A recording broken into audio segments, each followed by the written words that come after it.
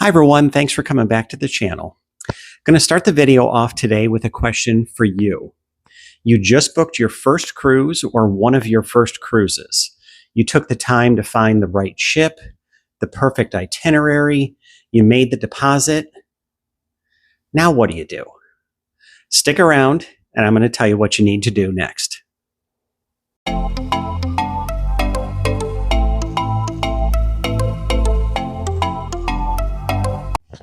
Now that the cruise is booked, here's what you're going to do.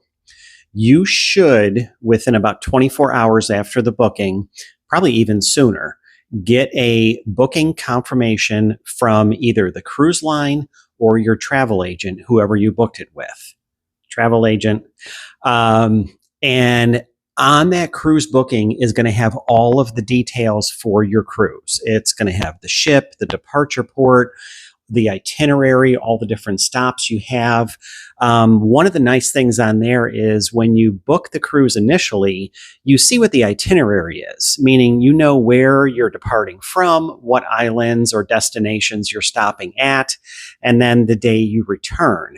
What you don't have there is the time on any of those. The cruise booking is going to give you all of that.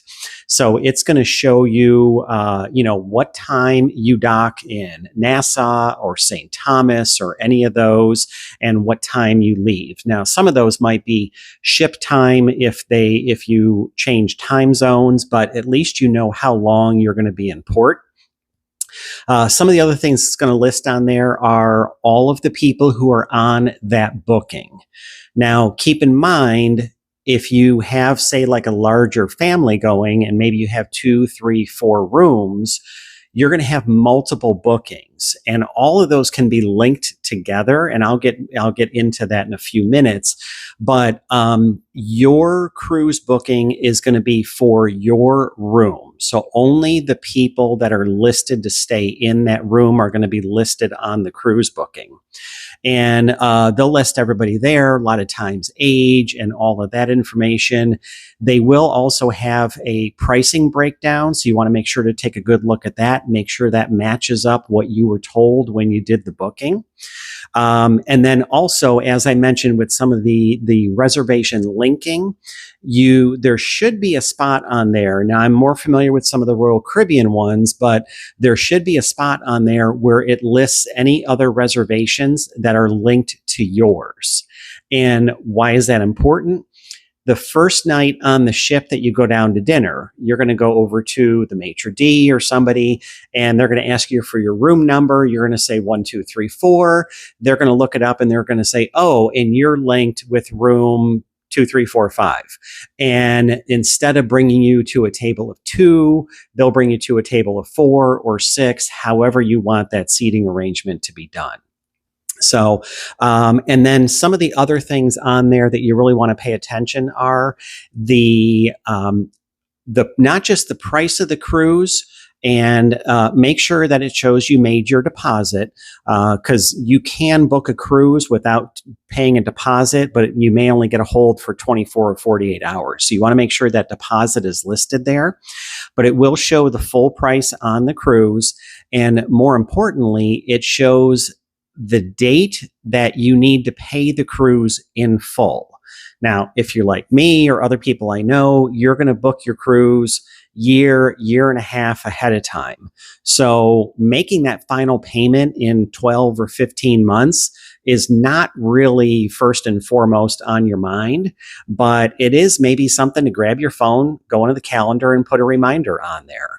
And a lot of the cruise lines are doing something else where they're kind of doing almost like a layaway plan, where if you put a credit card on file, they'll do over 10 months, they'll divide the balance by 10 and they'll take and charge that to your credit card. So it makes when that cruise, that final payment comes up, it's a little less painful, I guess, that way. So, but take a look at that, because the cruise lines, they mean business. When your cruise final payment is due on May 1st, If you don't pay it by May 1st, by May 2nd, your cruise reservation may very well be canceled, and they will refund you whatever their refund policy states. So as you get closer to the cruise, there are some breakpoints in there where they will only refund 75% of the cruise, or 50 or 25%, something like that. So,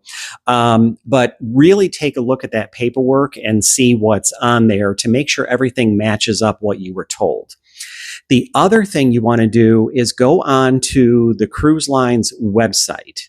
And all the websites are different, but you're going to find a lot of similarities there. There's going to be somewhere it's going to say log in or create a login. Click on that. Put in your information. You can create a login on a website, on a cruise website, and not even have a cruise booked with them, but you do. And so you're going to go on there. And a lot of times by just your name and maybe your date of birth, it will find your reservation and load it onto the website. Now, if it doesn't, the booking number on that confirmation should be enough for you to get your new reservation linked to your online account. And the important thing about the online account is this now gives you also some details on the ship that aren't available when you just go on the general website to do the booking, or you call or something like that. When you're online with it, this is the time where you can take a look at shore excursions or any kind of extras that you want to buy. If you want to get a drink package, internet package, you want to do a specialty dining, anything like that, that's where all of this is listed and you can see the pricing. And I'm speaking for the Royal Caribbean crowd out there. We are used to finding some bargains out there. I would rarely ever pay full price for anything on there, be it a drink package or internet package. There's always going to be some 20% off weekend or something like that. But that's really going to help you a lot. And I got to tell you, if your cruise is a year out and you're like, well, maybe we'll do scuba diving, maybe we'll do this, but we'll wait and see. Don't wait too long. A lot of the excursions or something like that, or even dinner reservations, they only have room for a certain number of people. If you're doing scuba diving, maybe the boat that takes you out, there's only room for 20 people. If you aren't one of those first 20 to get it, you're out of luck. They're not going to add another scuba diving excursion to their plan. So don't be afraid to book some of that early. If it's something that you really want to do, it'll really kind of save you some aggravation down the line as some of those excursions start to fill up. The other thing you can do is grab your phone, just like you did with your computer when you went in and created a sign-on. Go on to your phone, download the app for the cruise line, use your login that you already set up, and that way you can see everything that's right there. And a lot of times the app especially will, when you get into it and you look at your cruise, it'll say, 106 days to go. And every time you get on there, there's a little bit of a countdown until your cruise. So those are my pointers when you're one of the people who have either never been on a cruise or you've maybe only been on a couple. Those are really the first things you want to do, and don't undervalue those. I mean, celebrate that you're going on a cruise. You're going to have the time of your life. It's awesome. I love it. You'll love it. But doing some of this stuff early instead of waiting for it, it's definitely going to help. So hope you enjoy the video, and remember to subscribe to the channel.